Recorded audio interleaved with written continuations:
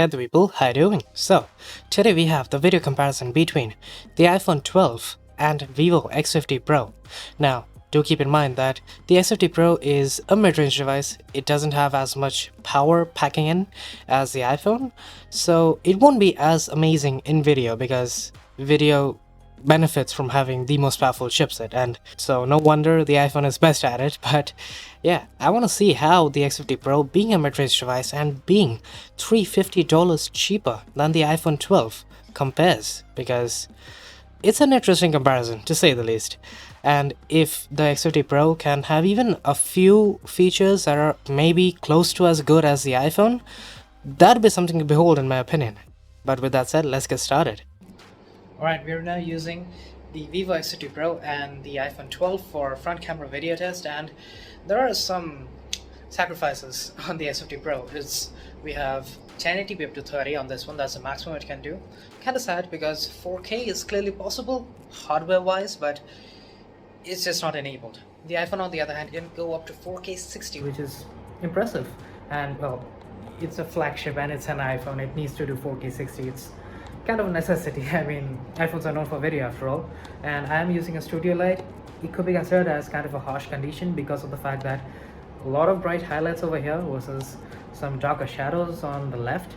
So yeah, it'll be nice to see which one of these can stand out on top. And now we are using 4K 60 on the iPhone.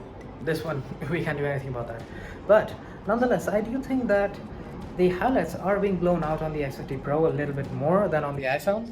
And yeah, it's like it happens sometimes and then the exposure adjusts itself. It's not a really professional look, to be honest, but well, that's just how it is. You buy a mid-range device, there will be sacrifices, and this is one of them. So for front camera video, clearly the iPhone is gonna be better because it has a better resolution. We are using 4K 30 and it looks a lot better. The dynamic range, skin tones, everything about it is looking so much better than the 1080p 30 footage we have on the X50 Pro. Clearly 4K 30 is possible.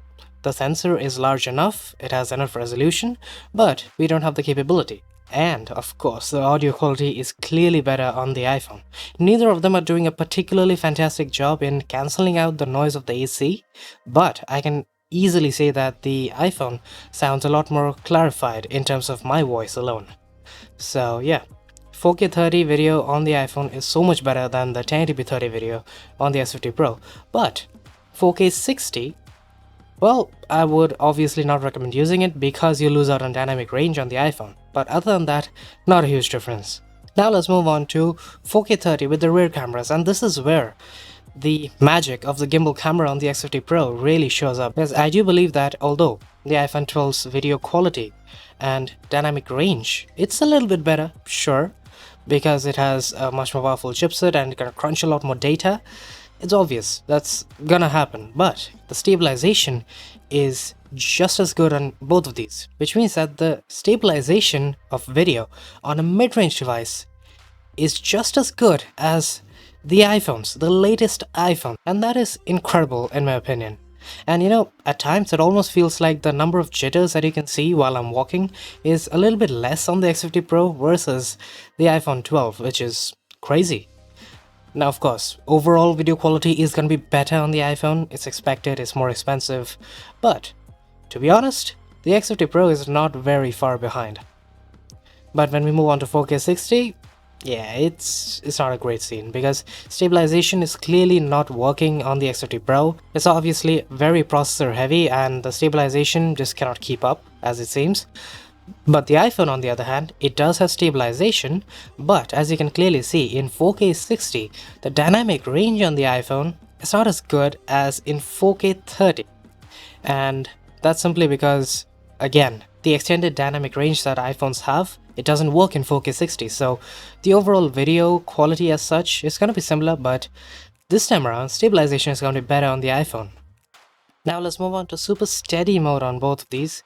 Obviously the iPhone doesn't have a mode as such, so we are just using 1080p 60 on the iPhone versus super stable mode on the X50 Pro. And well, for some reason, the stabilization here didn't impress me that much because, well, the number of jitters are basically similar. I'm walking fairly fast, but nonetheless, the stabilization isn't that impressive.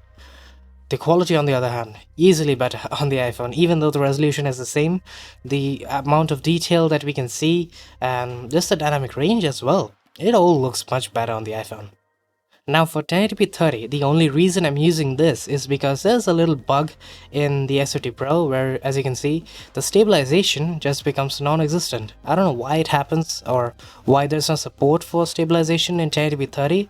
It's clearly possible. 4K 30 has stabilization, so I don't know why 1080p 30 doesn't, but that's just how it is, and it's weird, to be honest.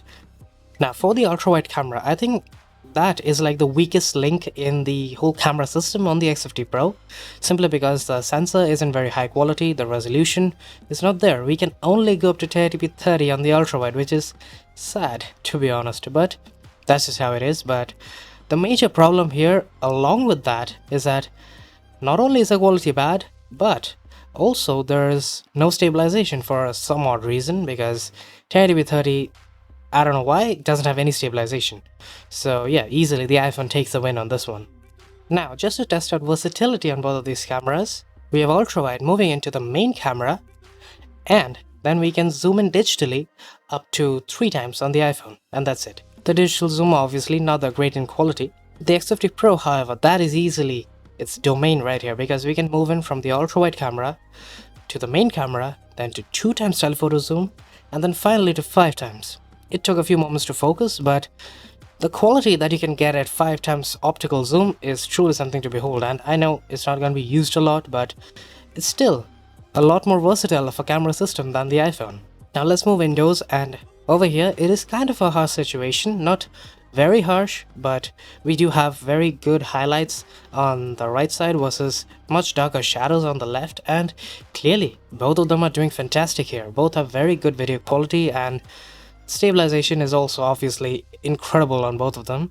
The colors, however, I do like it on the X50 Pro. Not only does Valentine look a lot more natural, but the extra vibrance and contrast, it really makes him look super punchy and just stand out as a subject. So all in all, I do kinda like the X50 Pro in this situation. I would say this is basically its first win, and that says a lot. I mean, it is a mid-range device after all. But focusing, however, I do think it is just a tad bit faster on the iPhone, but I don't think it's going to be much of a deal breaker at all. Now let's try some low light video, and this is where the iPhone isn't that incredible.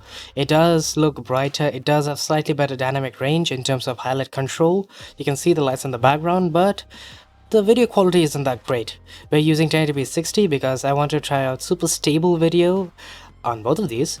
So yeah, the quality isn't that great, the details are kind of smudgy, the noise levels are very high, but the X50 Pro on the other hand, definitely not as good in terms of the dynamic range, especially in the highlights in the background, but the overall video quality in terms of the details and noise reduction is better. So I'm not exactly sure which one to go for, but I can tell you this much. If you want the cleaner video, X50 Pro is the way to go. If you want better dynamic range in spite of the noise and lower details, then the iPhone is the way to go. Now just to see how the ultrawide cameras perform in the well-lit situations, well, other than the resolution problem with 1080p on the X50 Pro, it overall looks very nice. The highlights are well maintained, the shadows are well exposed, and I do once again prefer the colors on the X50 Pro. But the resolution is clearly a major advantage on the iPhone. Now, as many of you already know, the iPhone 12 can do 4K 30 Dolby Vision HDR recording. That is incredible, and it also happens at 10-bit color. But the problem is, not everybody has a Dolby Vision screen, so majority of the people won't even know what they're gonna look like unless they look at it on an iPhone. But what I did was just transcode the HDR clip to standard dynamic range on the iPhone, and then just that is what you're seeing here. And clearly, the dynamic range as such is incredible on the iPhone. No highlights are blown out, and the shadows are a bit too well exposed almost, because at times it almost feels like the HDR clip converted to SDR on the iPhone looks a bit too flat. Now just keep in mind, what you're looking at here is like a toned down version of the Dolby Vision HDR that you can get on the iPhone. Because if you looked at this clip on the iPhone, it would look like 10 times better than it does right now, because the contrast is a lot better on the iPhone with HDR. Now let's try out night mode time lapse, or just time lapse on the X50 Pro because it doesn't have night mode in it. Kind of a shame given that it has a gimbal camera and it can almost try out handheld night mode time lapse, but nonetheless, I would say the iPhone is easily better. It has less noise, better details, and it does have the headlight streaking, which looks just juicy as hell. The X50 Pro, not that great. Now finally, for slow motion, this is once again a region where the more powerful chipset you have, the better it's gonna look. And clearly, the iPhone does look a lot more dramatic with a lot slower of a video, but to the X50 Pro's credit, having the lower frame rate and 1080p 120, you do get better video quality. The noise levels are much lower, the details are better retained as such, and I do like the video quality on the X50 Pro better than the iPhone, but since slow motion is all about being dramatic, from a technical standpoint, the iPhone does get a win for this one. So that is it for this comparison, and no surprise here, the iPhone is gonna be the all-round better video recording camera. I mean, you're paying so much more for it, that much is by default expected. But the X50 Pro is not bad. In a lot of ways, it is pretty amazing given that it's a mid-range device and it does have a focus on camera, sure, but the overall quality will not disappoint you. That much I can tell you for sure. And well, basically, the reason I did this comparison is to show that the fact that a mid-range device has such insanely good stabilization, when it works of course, as compared to an iPhone.